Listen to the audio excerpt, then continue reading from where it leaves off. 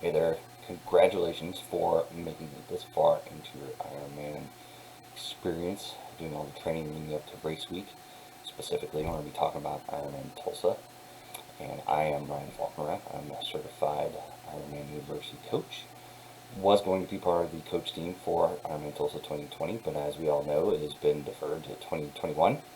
So this video is a little bit preemptive, but I went ahead and made it anyway. So in the event you come back and you're doing Tulsa for 2021, like I am, I've deferred to 2021 to do Ironman Tulsa.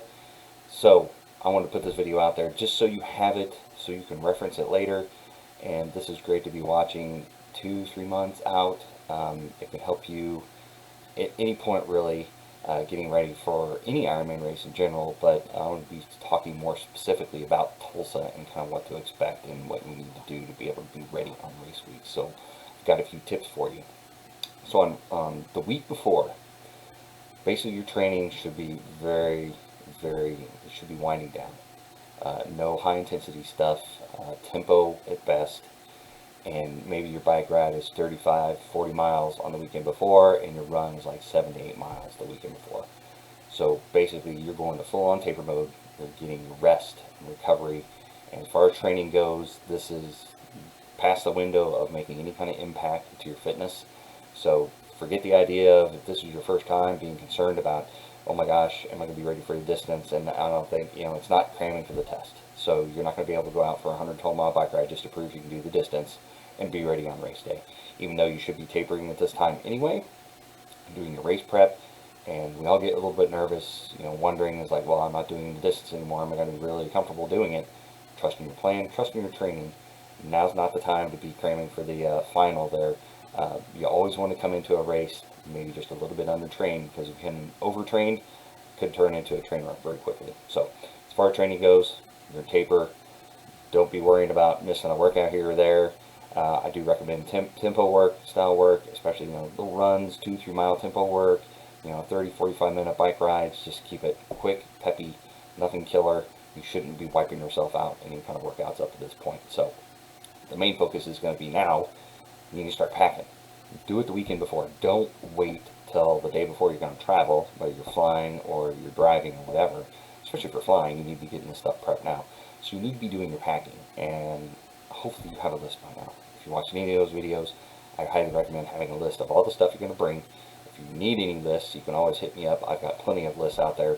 After years of doing Ironman distance races and been coaching now for a while, I've got tons of lists, every scenario, flying, driving, whatever. So just make your list, start packing stuff now, and you need to tie up all those loose ends. So do you have any nutrition, last minute nutrition, hydration, anything special to you that you don't think you can get when you get to the venue?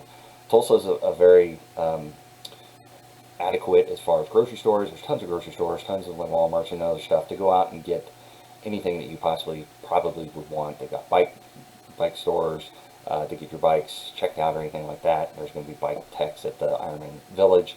So now's not the time necessarily to go out and try to get the tune up on your bike or anything like that. Hopefully you've done that a week or two before, get all of that squared away. But in the event that you need any kind of other stuff, now's the time to get it this weekend, because you don't want to be in a rush during the week after work trying to get around all this stuff up, and the next day you're driving out.